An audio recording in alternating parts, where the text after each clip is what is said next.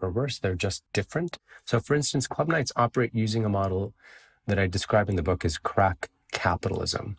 In practice, this means something like the provisional use of abandoned or disused spaces. Some club night organizers have learned that they can partner with the developer at low or sometimes no cost to throw events in that space. And that's genius. Some party organizers have begun creating what they call a taxi fund. And the idea here is that you collect donations to help individuals who may be susceptible to rising levels of violence get home safely. And I just think that's wonderful. And it shows an extraordinary amount of collective care that these club night organizers are using. And there are kinds of practices that I've seldom seen gay bars use.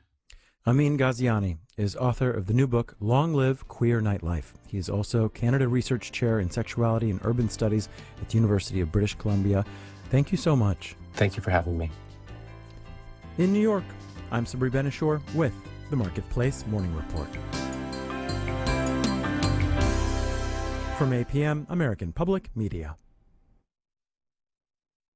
The Alhambra Theater presents Joseph and the Amazing Technicolor Dreamcoat, based on the story of Joseph and his journey from humble dreamer to Egypt's favorite son. This colorful musical is perfect for the whole family. Ticket info at alhambrajacks.com. North Florida TPO, proud sponsor of WJCT's First Coast Connect, bringing to the community innovation in transportation planning, commuter services, clean fuels, and intelligent transportation systems. More at northfloridatpo.com. Baptist Health is a proud supporter of First Coast Connect. Baptist Health, committed to building a healthier community for all of us. More info at 202-4YOU or baptistjacks.com. This is WJCT News 89.9 in Jacksonville. Ahead in the next 5 minutes, live local news for the First Coast from the WJCT News team.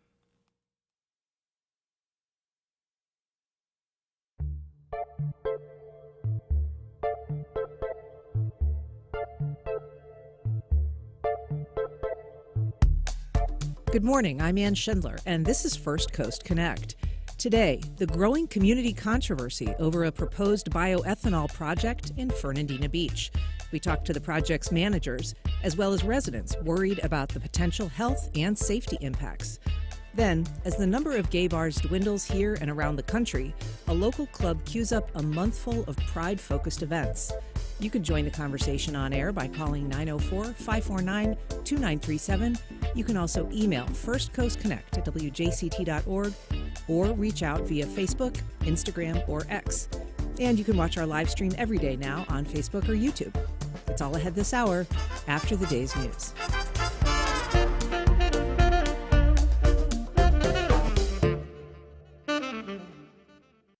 Live from NPR News in Washington, I'm Corva Coleman. President Biden has arrived at the first day of the G7 summit in Italy. He's been welcomed by the Italian Prime Minister, Giorgia Meloni. NPR's Deepa Shivaram reports the G7 leaders are discussing support for Ukraine. The summit, which goes until Saturday, kicked off with a formal group picture before Biden headed to the first session on Africa, climate change, and development. Biden and Ukrainian President Volodymyr Zelensky are also taking questions from the press and signing a security agreement that reiterates the U.S.'s support for Ukraine. G7 leaders are also working on an agreement to try to get money to Ukraine from Russian assets that have been frozen since the start of the war. Those frozen assets are collecting billions of dollars of interest G7 leaders want to provide to Ukraine for support on the battlefield and rebuilding efforts. In addition to the group of 7 leaders, Italy has also invited the Pope, leaders from several African nations, Brazil, India, and Turkey. Deepa Shivaram, NPR News, Bari, Italy. Since the war began in Gaza last October, violence has increased in the occupied West Bank. The number of Palestinians killed there in Israeli army arrest raids and in suspected shootings by Israeli settlers now exceeds 500. That's according to Palestinian health authorities and UN agencies. NPR's Hadil Al-Shalchi has more. In all of 2022, around 50 Palestinians were killed in West Bank violence, according to the UN. But since October 7th, 10 times that number have been killed in the West Bank, including East Jerusalem. The UN says nearly a quarter of those killed have been children, and most deaths took place during Israeli military operations. The World Health Organization says it has documented almost 500 attacks on healthcare facilities in the West Bank since October 7th. 12 Israelis, including 7 soldiers, have been killed in the West Bank by Palestinians.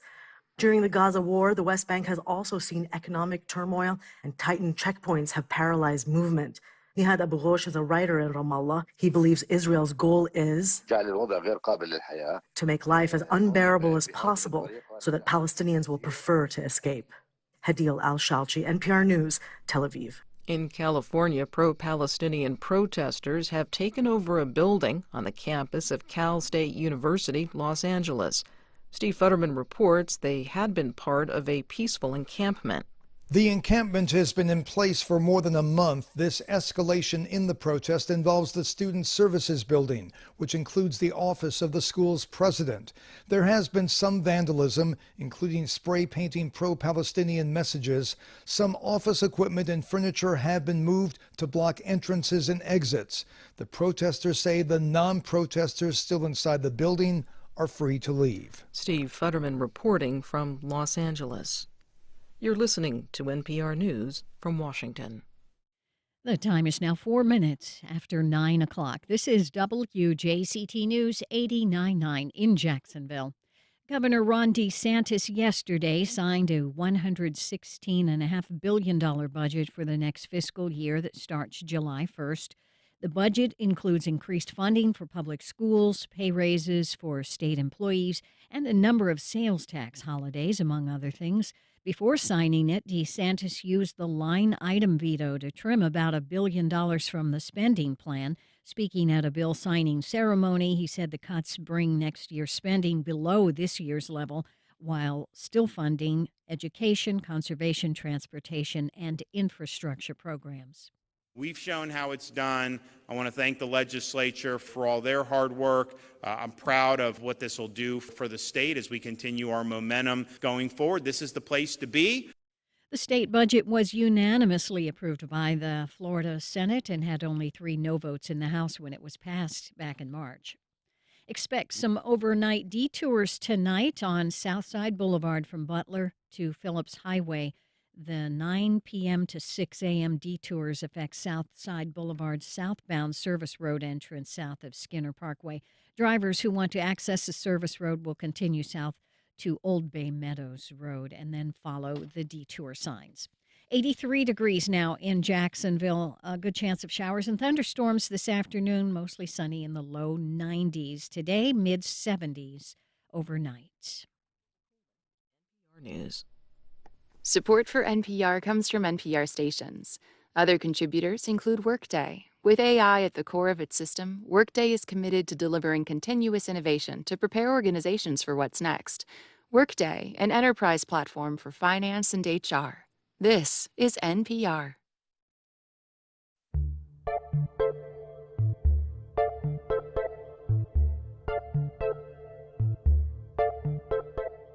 Support for First Coast Connect is provided in part by Baptist Health and North Florida TPO. Good morning. I'm Ann Schindler, and this is First Coast Connect. Today, an industrial project is getting pushback from residents concerned about pollution or even an explosion. We talked to the Fernandina Beach residents fighting the proposed bioethanol plant, as well as the Ryam Company officials who say it's a good deal for the small town. Later in the program, a local restaurant and music venue is an inclusive gathering place for the LGBTQ community. They share their upcoming festivities for Pride Month.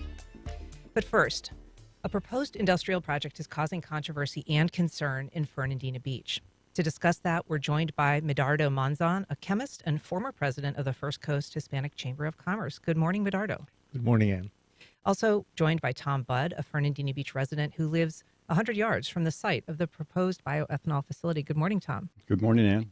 In a short while, we will also hear from 2 senior managers at Ryam, which is formerly known as Rayonier. But first, Tom, tell us what kind of neighbor Ryam has been and what your concerns are about this proposed new facility. Well, I think I'd start with, I knew there was a plant there when I built my house. I bought a lot that I could afford, and it was in a part of the town that I wanted to live in, just a few blocks off of Center Street, if you're familiar with Fernandina Beach. And I'm okay with having a neighbor that is the cellulose plant. the activities that I knew they were doing there. Didn't know a lot about it, but I knew enough that I was confident it was okay. That's an entirely different proposition than producing 7.5 million gallons of ethanol every year. So I started looking into that, and that's what led me to get involved with this effort to not only stop that, but to just expose how it doesn't make sense to do it. So we should note, I mean, for people who know Fernandina or maybe don't know that well, it's sort of sandwiched between a couple of pulp factories. Mhm. There's Rayonier or Ryam now to the south. There's West Rock to the north. And they've been a key part of the city's history, a key part of its economic growth and health over the years. They both opened around 1937, so they've been there a long time. They're also have been known for producing some noxious odors over the years. How has that been, and has that affected your life, your enjoyment, your quality of life there over the years? I know that people who used to complain about the smell were told it's the smell of money. Well, the history is a little checkered, but it was long before my time on the island. The oyster beds aren't there; they used to be, but that's ancient history to a degree. We're really talking about the future and what's happening, what they're trying to do now, and how that'll affect our quality of life and the safety of our residents on the island moving forward. I'm not against business. I'm not against the industrial sector. I think our country needs a robust industrial sector to protect our quality of life.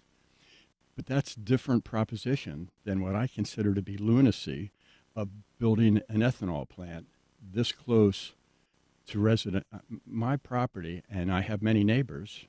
My property is within 300 feet of the edge of the Ryam property. Now, that's not where they're going to build the ethanol plant. That would be a little deeper into their property, but that's how close I am.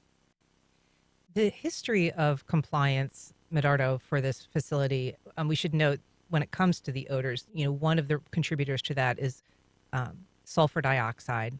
Both of these factories, West Rock and Ryan, produce it. Only in 2019 did this area attain compliance with 2010 federal Clean Air Act requirements when it comes to sulfur dioxide. 2019, so it was 9 years after. It took a long time to get into compliance, and a big part of that compliance was a previous project that they undertook. Tell us about what that project was, why that was helpful in reducing air emissions. Are you referring to Lignotech? Yes. Okay, very good. Yes. So about 8 years ago, there was another very controversial proposal presented to the city where Rayonier would establish a joint venture with a Norwegian company to establish Lignotech, which is a company owned 45% by Ryan. The benefit of that was that Ryan would stop burning one of their byproducts that produces a lot of hazardous air pollutants, and then would ship some of that product to the new company and reducing the air emissions. At that time, I offered to the City Commission to do an independent assessment of that very controversial project. And Ryam and their partner in Norway, Borregaard is the name of the company, provided me with unfettered access to their process data, to what they were doing. And my conclusion, which I presented to the City Commission and to the County Commission, was that was a great project because it would reduce hazardous air pollutants significantly, as it has, and it would also create jobs. So you had the best of both worlds, And we should say that you come to this with a strong background in not only chemistry, but this kind of industry. You had done work for Dow Chemical, you worked for International Paper. And so you analyzed this plan, and basically they were going to be taking some of their waste product that they used to burn, called red liquor, yes, and repurpose it, not burning it. Correct. And Correct. and the idea was that would create a different byproduct they could sell, and they would be having fewer bad emissions. Correct. And I'm glad you mentioned it, Ann, because as a 28-year veteran of the chemical and paper industry, I have a lot of respect for industry. I was part of it, and I have a lot of respect for the people that work there. But as Tom already mentioned, what they're proposing to do there, is really unheard of. We have a site that contains very large quantities of already very hazardous chemicals, and to produce a very flammable material in that facility with all the dangers that it involves, I think it is. Tom used the word lunacy. I'm going to join him and use the same word. We're talking about a proposed bioethanol project in Fernandina Beach. We invite you to join the conversation. You can call us on air at 904-549-2937. You can also email First Coast Connect at WJCT.org, and you can reach out on social media. So to return to the support that you offered previously, Medardo, to this other project, you took some heat from the environmental community because you were supporting it. It was an additional industrial project on this RYAM, or adjacent to this RYAM site. Mm-hmm. So somewhat increasing the city's industrial footprint, but you said it's an overall good, so you supported it. Yes. The dynamic has been a little different this time. Yes, correct. How so? Well, excuse me. So the benefits of the Lignotech plant were pretty dramatic. A significant reduction in hazardous air pollutants with the community benefited, and also more jobs. So it strengthened the economy of the island. So terrific. About 50 jobs? 50 to 70 jobs. I don't know exactly how many they ended up hiring. But the dynamics here are different. We have, again, a site that already processes and stores very large volumes of very hazardous and reactive chemicals. For those who are in the audience, chlorine dioxide, ammonia, sulfur dioxide that they produce locally. So, and those are used for RYAM's productions. Correct. They're used today, every day. They've been used for years and years. It's part of the pulping process where they break down the wood chips and turn it into a cellulose project. Yes, they do. And the chlorine and the chlorine dioxide are used to bleach, the cellulose. So to think that you're going to produce 7.5 million gallons a year, let me put it in perspective, Ann. It is to produce 20,000 gallons a day of ethanol in that facility with all the flammability risk that it contains. So flammability is an issue in itself, but if you have a fire in a facility which already contains all those chemicals that I talked to you about, you will produce a brew of incredibly hazardous materials that would have a significant detrimental effect on the whole community, not only the residents, but also the small business community that thrives in downtown Fernandina.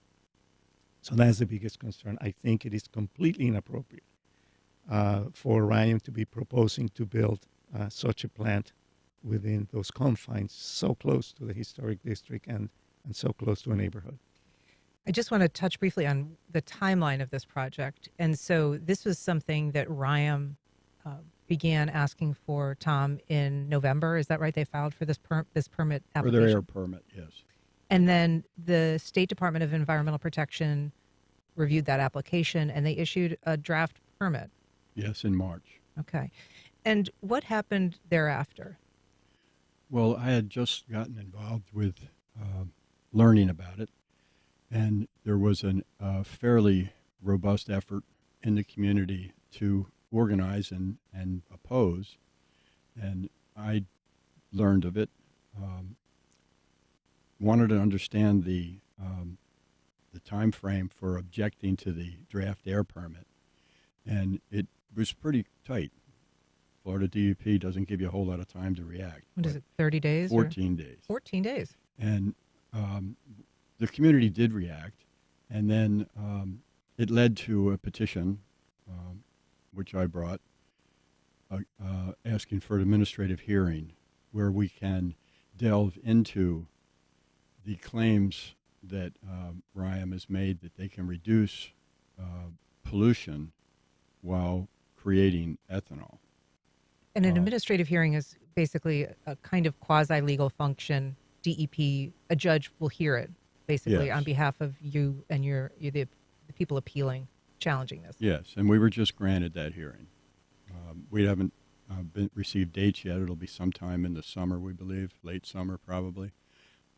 But we do have the hearing coming up, and we're looking forward to making our case. That's not a public hearing, is that true? No, it's not. It's probably going to be held in Fernandina Beach, if not there, perhaps in Yulee, and if they can't find the proper facility that's open on the dates that we need, we'll end up being here in Jacksonville. But you as the applicant, you have to be somebody directly affected, and that's part of the reason that you are... affected party. The actual designation in this is I'm the petitioner. Because you live so close and Yeah. qualify. Mm-hmm. So the contents of this application, I mean, there's concerns about the flammability, and we'll talk about that, but the actual appeal that you've filed, the challenge of this air permit, has to do specifically with their claims of reducing overall emissions. The position that we've taken, and a lot of this has come from Medardo's analysis of their application for the air permit. But the position we've taken is that their application is incomplete and therefore inaccurate in the way it presents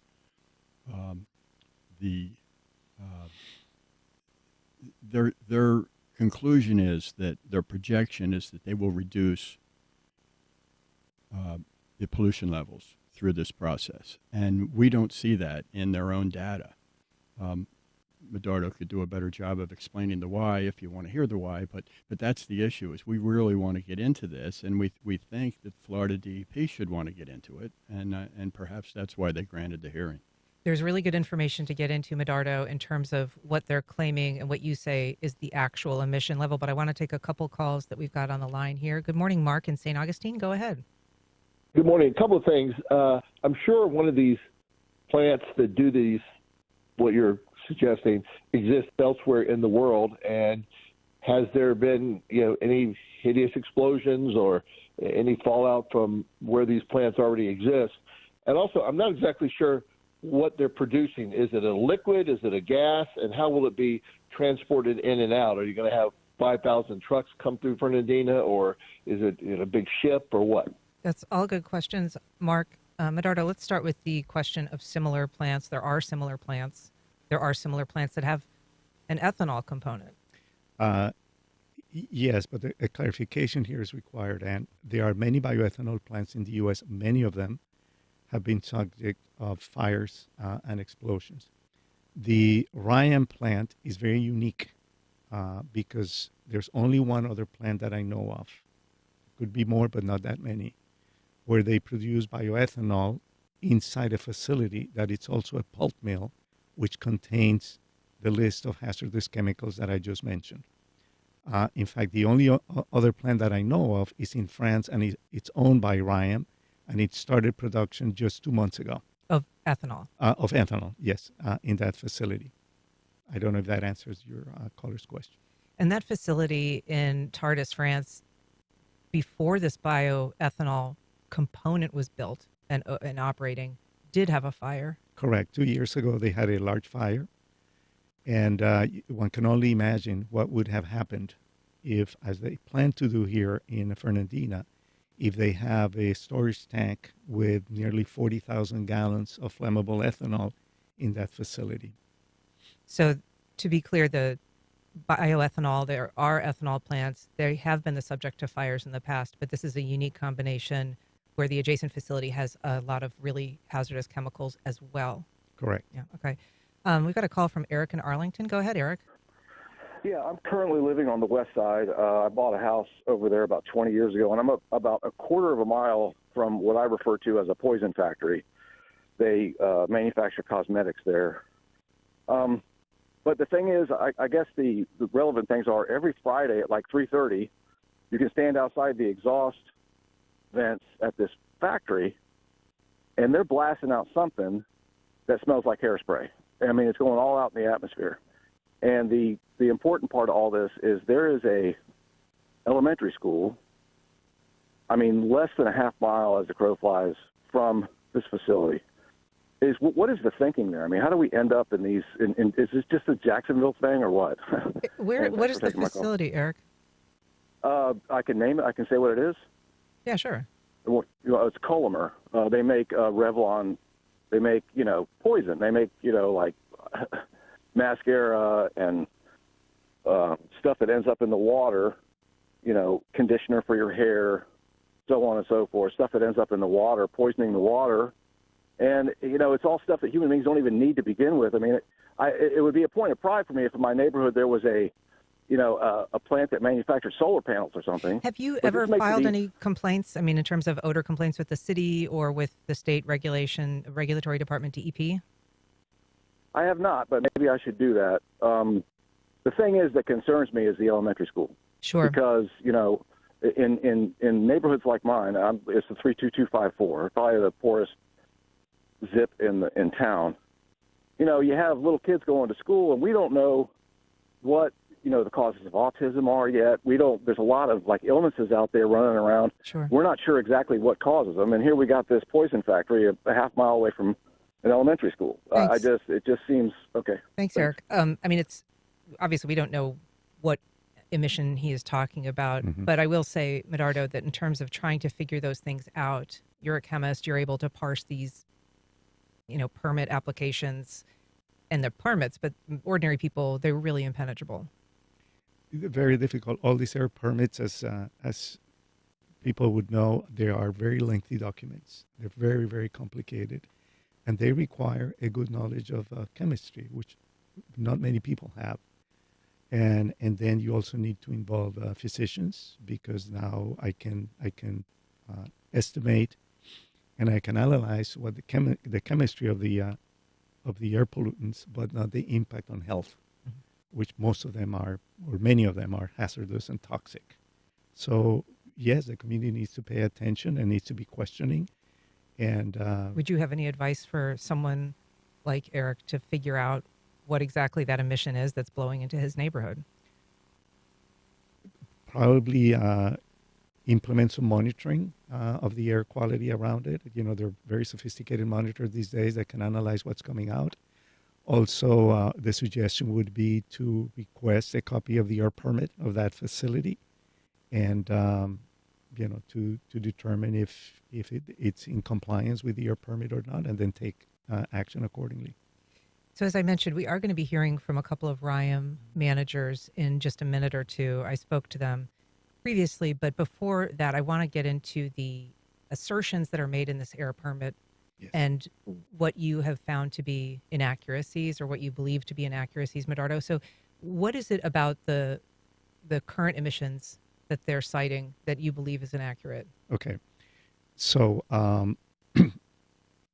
first and foremost, the facility, it's already a recognized producer of hazardous air pollutants that are very well regulated.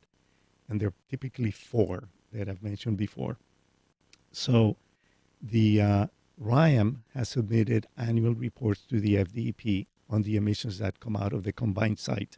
And it's important for people to know that the FDEP looks at the Lignotech and RYAM site as one in terms of air pollutants. They filed those reports, and those are very serious reports that they file with the FDEP. So I believe those reports is their own data. In the air permit application, they also submit data which shows what they project to be the air emissions once the bioethanol plant is built, if it's eventually built. And what their own data would show, without getting into the details, is that the air pollutants will grow, or the emissions of hazardous air pollutant will increase. A couple of points here that are relevant, Anne. They will increase to such a point that they exceed what the regulatory agencies call thresholds. So it means that if the emissions exceed that amount, let's say 10 tons, then a subsequent review, a more detailed review, is required to prevent a deterioration of air quality. Their own data shows that the emissions of 3 of those hazardous air pollutants will exceed those thresholds, those deteriorating the quality of the air that we breathe in Fernandina. And we should be clear, when you're saying their own data, you're talking about the annual data they submit to DEP, Correct. Not the information that's included in the air permit request. When you compare both, okay, the annual reports that they have submitted from 21 to 23 show what those emissions have been. the projected air emissions in their air permit show what they expect the air emissions to be. Those projected air emissions, their own data show, will exceed those thresholds. Exceed the current ones. The current ones, correct. And explain how that is, because you believe they're using a different baseline than the current emission data that they have to submit annually to DEP. Correct. I understand that the regulatory agents would allow this, and we're going to challenge that. Is the baseline in the air permit is data from 2014, 2015. And basically the implication is that Lignotech does not exist, that those emissions didn't decrease. So our position is that RYAM knows what happened. In fact, in their open house that they held in March, they showed how those emissions had decreased. And so the baseline data in the permit that they use is old data and does not represent what the air quality is today. And so they built Lignotech with the goal of, and as you say, the effect of reducing emissions, but the applications that they've submitted for this new project basically uses the pre-Lignotech emission data. Correct. And they're permitted to do that by state law. They can use up to 10 years of prior data. Is that true? That's my understanding, although I think that can be questioned and challenged because of the changes that occurred about 6 years ago once Lignotech started. I'm going to take a couple of calls. We have an anonymous caller from Mandarin. Good morning. Go ahead. Yes, so I live near Preferred Materials on Greenland Road and Phillips Highway, and they are constantly blanketing out smoke, and they're sending out these horrible smells of like asphalt and other like horrible things, and it's right down the street from Greenland Pines Elementary, and it's always right next to like a African American neighborhood. And I personally complained to the city and to the EPA. I even sent a video in where they had blanketed the whole street in like this dusty black soot, and my roof is covered in it. Everyone's cars is covered in it, and no one cares. The city doesn't do anything. They're like, well, when we came out there, it wasn't doing that. Thanks for the call. There's limits on how many people the city can send out for those incidents. They are not necessarily staffed up to do it in a timely fashion, and that's true. I want to take a quick call. Lynn from the Beaches, just briefly. Yes.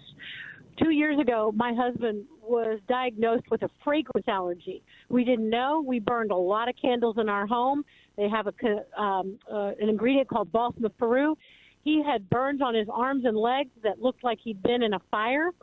It took a Harvard dermatologist to diagnose it, all from the smell of candle burning. So I'm going to make a big leap here. And if you are putting toxic chemicals in the air, I think there's a lot of potential danger to our health. And it needs to be investigated and looked at. Thank you. Thanks, Lynn. I do want to get to the interview that I did with two RYAM executives yesterday. I spoke to RYAM Senior Project Manager Mark Homans and RYAM Senior Biomaterials and Environmental Manager David Rogers. This is a little over 10 or 11 minutes. Let's take a listen.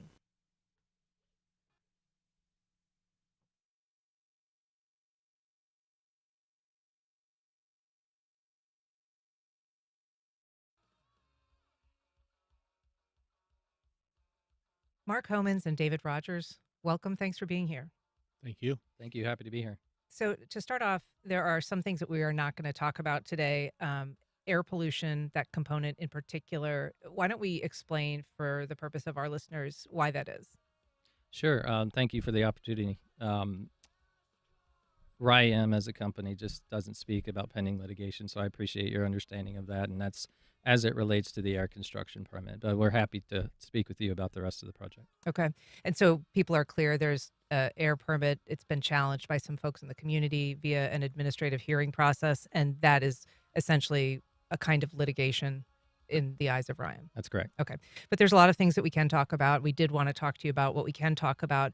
So first of all, where are we in terms of design? At what stage are we at? Yeah, I'd be happy to take that. So it's early. It's still in the development phase, so the engineering phase where we're developing the cost and the economics, and taking input obviously from a lot of different sources, but it's still very much in the development phase. And so to be clear about what that means, I know that the Orion CEO spoke to a Wall Street analyst and said it was in a detailed engineering phase. Is that different from kind of an early stage engineering phase? That's correct. So there's really a conceptual engineering phase, and then there's detailed engineering. That's correct. So we're in that phase. Okay. And so given that you're at that phase, are you able to answer basically the questions that the community has about various potential impacts? Yes, most of them, as there's details available at this point in time. There's some, unfortunately, we just don't have that level of detail yet. Okay.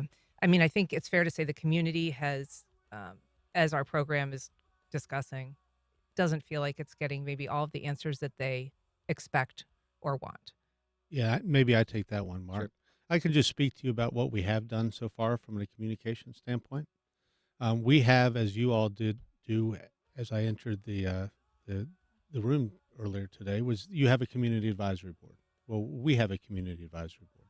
So we first introduced this project to our community advisory board and just let them know what we were doing and what the conceptual plans were. And who comprises the board? Various community leaders. It's been in place since I think 1999 is when we first started that meeting, just to get feedback from the community. We hold it twice a year. I've been with the company here in Fernandina 17 years, so I've been going to it. I guess that's 34 times I've been to the community advisory, and it's a good forum for feedback and a good way that we're able to connect with the public and understand the concerns. Mm-hmm. So we opened with that, and then we then held a public meeting back in March of this year where we connected with over 170 people in the community and discussed the project. We had about 24 of our engineers and scientists and had different booths set up all the way from what the mill does to what this potential process does. And we answered every question that anybody had for about 3 hours. So I'm going to ask you about that setup. I've been to those kind of briefings before, the science fair style. Sure. And there are people available to answer specific questions, but it does dilute the kind of community voice, if you will, an opportunity for people to hear what their neighbors are questioning you about and getting those answers and then possibly thinking of important follow-ups. Is that the most effective way for the community to feel like it's getting its questions answered? Or do you think that there is a need for a more, a fuller forum where people are hearing one another? Well, certainly there has been and there will be. Because what we took from that meeting was detailed conversations, one-on-one, one-on-two conversations with a lot of people to understand what they understood. But there were 170 of people in the audience, and we're a couple dozen. So we then took people's phone numbers and cards from particular people who had them, and we followed up with each person individually. Any person who had a question on that, on our process following that, we either met with them over the phone or met with them on the front porch, as we did one of our newer residents nearby. If I may just add the fact that Fernandina is still a small town at heart. And so with Dave and I, with over 50 years of experience, combined in terms of living and working in this community, we're very, very close to the community. And so whether it's in Publix or on the soccer field or even walking my dog, we get questions about it. So we have a long-standing history of being totally ingrained in the community, and we're open to questions. And we do listen, and we learn, and we adapt. The commission, the city commission, had a meeting after your meeting in March, and I believe it was the vice mayor who said there weren't, it's early in the process, so there's probably not a lot that they can answer at this point, but that there were a lot of people that didn't feel like they had the answers that they needed. And that was after that meeting at a commission meeting. Mm-hmm. Does that surprise you that that was the takeaway? Again, some people, these are all good people, all right? They're going to have their opinions, and whether or not they think the answers were sufficient or not is up to them. But we continue to get information out. We continue to have presentations, but again, only sharing the details that we have today. So it would be improper for us to speculate on something we haven't yet proposed, let's say to the city, for instance. So it's important. We understand there's a lot of interest, but again, it is still early. In terms of opposition, Mark, one person that's been vocal is Medardo Monzon. He has been critical of this project, but a few years ago he was really quite collaborative with RYAM and its efforts with the Lignotech project. He took a lot of heat from the environmental community for the position that he took, which was he thought it was a good thing. He thought the science spelled a reduction in pollution.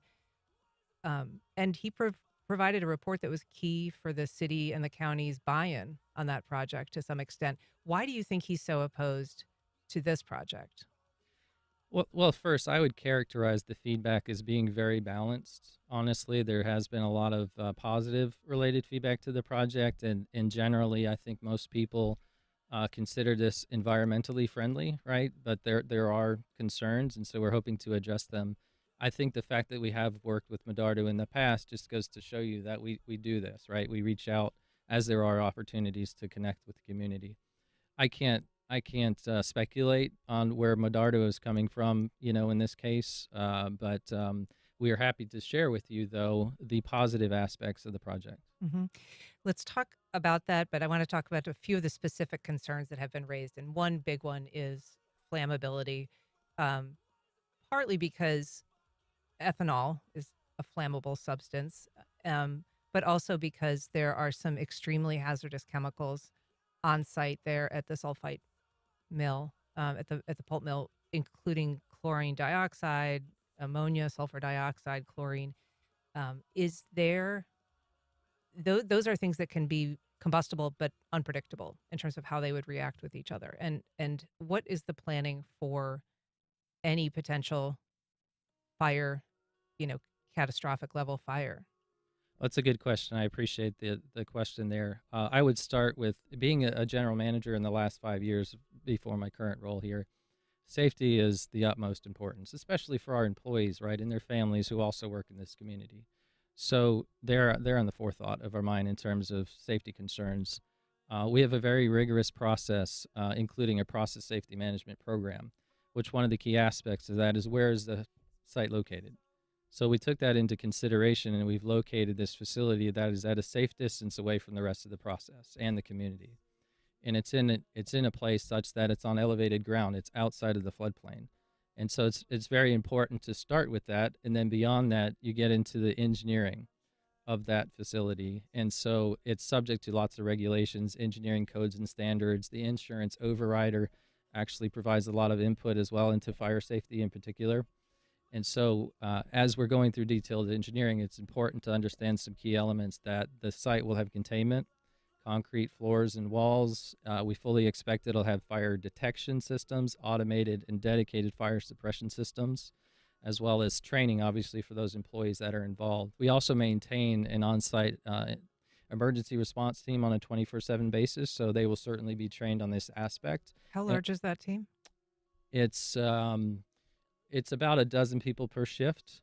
But beyond that, though, we've initiated conversations with our local emergency officials, including both chiefs of the city and the county. And so we've only shared preliminary plans with them, but we are fully prepared to engage them in that so that we can further develop what those plans look like. And so because of the chemicals that you have on site, you are required to do some reporting and some planning with regulators. And some of that involves a kind of worst case scenario look at what could happen if something leaked or broke, you know, with one of the chemicals.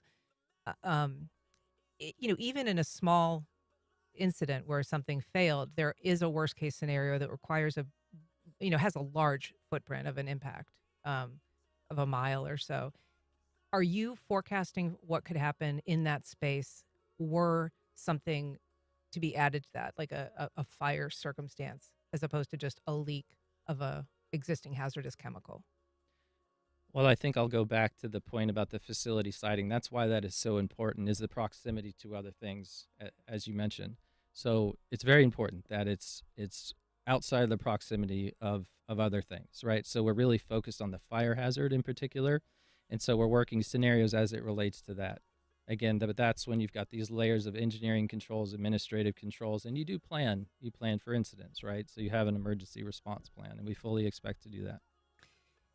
Ethanol has got some benefits. It is being essentially a recycled product here. It's going to be producing a fuel.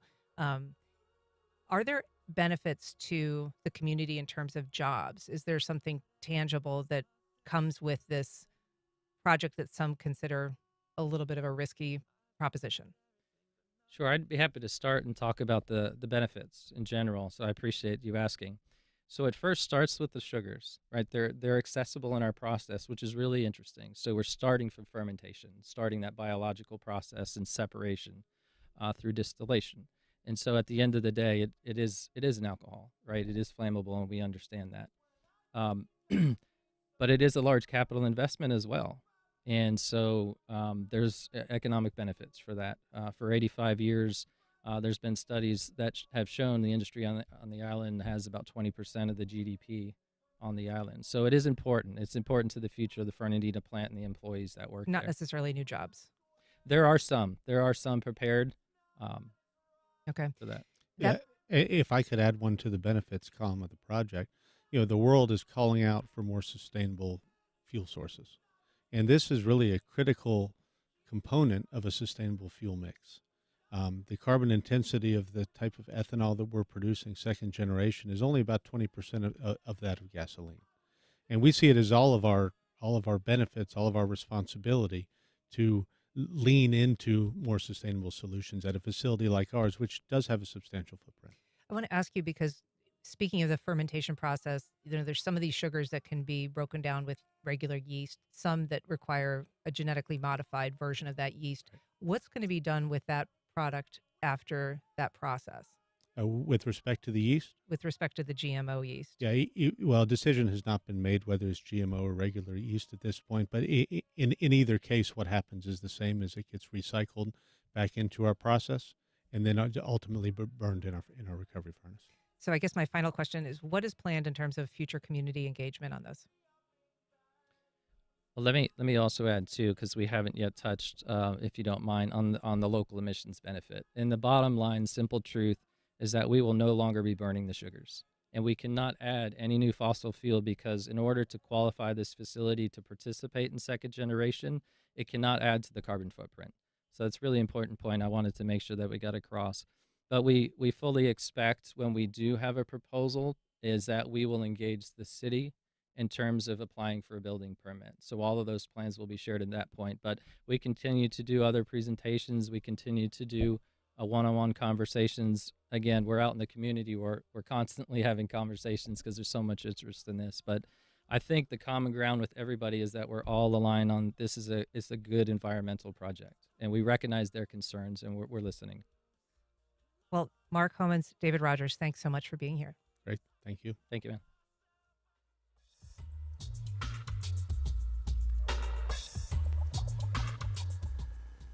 All right. So that was a couple of the planners, the project managers of this RYAM proposal. I just asked Tom for your takeaways on those comments. A couple. First off, I went to that open house that they had, and Dave Rogers' comment about meeting with residents and on their front porch, that was me. I invited them over to my home so I could talk about this project. I didn't want to oppose it, but what I've learned is I have to oppose it. And the example that I think makes the most sense, they talked about second generation bioethanol. It's a better product. It's a new product in most respects, but it appears to be a better way to go. It's just not something you should be producing here. An example, if you wanted to produce fireworks, you wouldn't do it next to a school. Well, basically, that's what they're doing with ethanol. There are schools, churches, businesses, an historic downtown, and many residences that are neighbors of this plant. Think about how do you get permits and permission to do that today on a barrier island with limited escape routes? It just makes so little sense for anyone other than RYAM because they're able to make more money. And I'm a profit guy. I've been a business guy and an entrepreneur all my life. I like profit. That's how the world runs. So I'm not against that. It's just a foolish place to do it. I want to just briefly touch on the city's involvement. We should note that we reached out to the city attorney, the city manager, the mayor of Fernandina Beach. We invited all of them to participate. They did not choose to participate. But it's worth noting, Medardo, that the mayor works at RYAM. Yes. Has that had any impact on your requests for a fuller discussion of this at the city commission level? Yes, it has. The city commission is comprised of 5 city commissioners. 2 of them have requested a public review of the project in front of the community. And basically, it has been torpedoed by the mayor, who lately used the argument that he's recusing himself from doing that. But in recusing himself, he's avoiding having a presentation made to the public. So yes, there has been. And that actually came to a vote at one point. Is that right? They voted down the idea of asking Ryan to come and do a presentation. Correct. I know Tom, myself, several other citizens have gone in front of the city commission systematically, periodically requesting that review, which has yet to happen. We only have a little bit of time. There is a comprehensive plan for the city. They did a review recently that found that this would not comport with that plan, that it wouldn't adhere to it, this industrial project. And so that is something that is still outstanding. Is that correct? It is. We had our attorney who filed the petition with Florida DEP offer us an outside legal opinion, and it was clear that it does not work within the comp plan or the LDC, Land Development Code. And then the city's own outside legal opinion said the same thing. It's clearly not a permitted use. We'll see where that goes from here. Well, it's an issue that we will stay abreast of. Thanks so much for coming down from Fernandina to talk about it today. Tom Budd, Medardo Monson, thank you so much. Thank you for the opportunity. Up next, the importance of queer spaces and upcoming Pride Month event. AARP Florida. During hurricane season, AARP offers free resources for older adults and their loved ones. Floridians can find the tips and tools they need to prepare, respond, and recover. Details at aarp.org/FL Disaster Help. North Florida TPO, proud sponsor of WJCT's First Coast Connect, bringing to the community innovation in transportation planning, commuter services, clean fuels, and intelligent transportation systems. More at northfloridatpo.com. Hi, this is Tom Hudson. Every Friday on the Florida Roundup, you can expect discussion, not disinformation. Hi there, I'm a family therapist. This is a First Amendment violation. Revelations, not empty rhetoric. Today I just found out that I was eligible for $23 a month in food stamps. And even some surprises. Dr. Brown, you helped deliver my baby, and I owe you my life. Wow. It's the Florida Roundup, Fridays at noon. Tech jobs are becoming more scarce across the country. So what does that mean for up-and-coming tech hubs? If we can't find these great folks a good way to make money in St. Louis, they will either change their industry or they will change their town. I'm Amy Scott. That story next time on Marketplace. Tonight at 6 on WJCT News 89.9.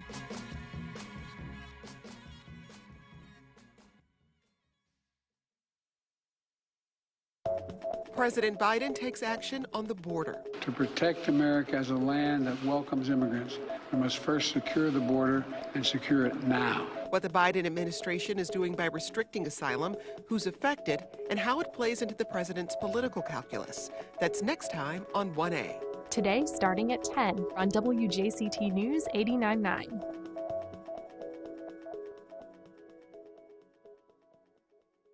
Safe havens for queer people, LGBTQ plus bars and clubs are slowly vanishing. One local venue is hoping to fill that gap with inclusive programming for all. I'm joined now by Alexander Eli, the co-owner of The Walrus, and a musician. You just heard his song, Come to Love, released under his project Daddy. Hey, Alexander. Hey, how are you doing today? Very good. And BB Deluxe, artist and musician and founder of Duval County Queer Pride at The Walrus. That's the one. Welcome. Thank you for being here, BB. I'm happy to be here. Okay, so LGBTQ plus bars and clubs have been disappearing. There have been a number of studies, a book that recently came out that found that 40% have closed basically since pre-pandemic times. What your thought as to why that's happening? I think there's numerous factors. I think venues in general are closing. A lot of that has to do with pandemic. A lot of that has to do with out-of-town investors who want to tell the community what they have instead of enjoying what the community has. But more than that, we like to focus on the queer bars that are existing. People just forget about them, or they think that they're inevitabilities. And I think that there's an inherent need for queer people to gather in a space together and celebrate surviving in a world that doesn't always let them do that. So there have been, some discussion of like whether pop-up clubs have also impacted, nightclub life for the LGBTQ community, Alex, or whether, the existence of apps have given people an opportunity to meet and socialize outside of a club setting. I think there's still a really desperate need for third spaces, especially for queer third spaces, for third spaces that are offering to be not a safe space, but a brave space. And I think that term is definitely something that's new that's come across the scene where it's these concepts of, say, disappearance of clubs. I do think there's a compact of economics there because when I think about as a business owner, the issues I have running a small business, and then you add the impacts of being a trans person in the state of Florida, just trying to navigate my life, the personal strain that the politics can put on business owners can be really impactful. And I think a lot of the reasons that clubs tend to tap out is running a club is nonstop, whether it's LGBTQIA plus or for straight people. And if you don't have a system in terms of the politics to support these third spaces, especially for queer people in oppressive states, I mean, it kind of feels like I don't know why it's a surprise to people that these places are disappearing. There's no, like even in the city of Jacksonville, there's no grant funding for queer spaces to exist. There's really not funding for cultural spaces to exist outside of the urban core or the DVI borders, because all that money wants the downtown investment money to come downtown to build the urban core. But Jacksonville's a huge city. And so there's so many more spaces outside of downtown Jacksonville that also need those dollars. And I do think third spaces, when I say third spaces, I mean spaces that community can gather. And the queer community needs those spaces because traditionally there has been no other place to go. Explain what the difference is between a safe space and a brave space. A brave space is saying that we want to offer more than safety to you. We acknowledge that you're brave for being here and that you deserve more than safety. You deserve equity, and you shouldn't feel like you have to escape the world, that we acknowledge that you're brave for just being in the first place. And we should say that Walrus is located in Murray Hill, so it is outside of the downtown core, but it has become a real resource for the community. And there are a number of events that are, that Walrus is hosting and offering this month in some ways to make up for the closure of other places around the city. You could say that. What's lined up? Well, on Friday, June 21st, we have the Mixed Walrus Pageant, which is a gender-neutral drag pageant. On Saturday, June 22nd, we have a theatrical drag experience of Meme Girls, which was our triple sold-out parody of Mean Girls. We have Hoedown on Friday, June 28th, which, do you want to talk about that, Alex? Hoedown. First of all, the spelling. It's H-E-A-U-X, right? Yeah, like faux ho. Faux ho. Yeah, okay. there you go. Not gonna get us. Not gonna get us, baby. We ain't getting in trouble. This is like a country music. Yeah. I was deeply inspired by the work of Stacey Bennett, and the queer country disco that they formed, and now have what I think it's 5 years running. It feels like it's something that the community has always needed. I mean, we live in the South. People love country music. So I took that model of doing a country event, and since I had a country project, Hoedown was started in partnership with Plan C as a sex-positive honky-tonk for your badonkadonk to raise money for the Florida Access Network, which is the longest-running abortion access fund in the state of Florida. The idea with Queer Country Disco and with this project is that there are a lot of people that enjoy country music, particularly in this region, but that hasn't always felt like a safe space for people who are non-gender conforming. No. It is not. It's not like country music in the South, and I can say that as someone who's worked in venues for 10 years. Oh, yeah. I've been told by some of my past bosses, which we won't say those names, but that if I didn't feel safe at those shows, I could just not work them. I mean, I don't know if you can tell by the sound of my accent and the twist of my front teeth, but I love country music. Yeah, and I love country music too, but there is this thing where, like, to see country music, you watch people take an AK to Bud Light because they're mad at Pride sponsorships, and then saying like country bangers behind it, as opposed to saying that being queer isn't American or being queer is like the opposite of what this culture and this country really stands for. Well, there are a ton of issues that surround this, but the Pride events that you guys are hosting and proposing, I think, are going to be a big part of the celebration this month. So thank you. Drag Fest, Saturday, June 29th, and Queer Fest, Sunday, June 30th. Thank you, BB. Thank you for being here, Alexander, Eli, both of you. Appreciate it. Thank you so much. Thank you so much. And that's our program. Join us tomorrow when our First Coast Week in Review panel discusses the week's headlines, from a new superintendent contract to the sentencing of a convicted school teacher. I'm Ann Schindler, and you've been listening to First Coast Connect on WJCT News 89.9. In part by Baptist Health and North Florida TPO. Baptist Health is a proud supporter of First Coast Connect. Baptist Health, committed to building a healthier community for all of us. More info at 202-4YOU or baptistjacks.com. Sudeth, the official moving company of the Jacksonville Jaguars, has a winning team for your home move. With professional background-checked crews and a century of experience, Sudeth provides a trustworthy move. Your moving game plan starts at sudeth.com. This week on The Neighborhood, we'll be checking out Dwelle, more music from Muscle Cars, and a new jam from the hometown heroes Gabor, and more tunes from the neighbors.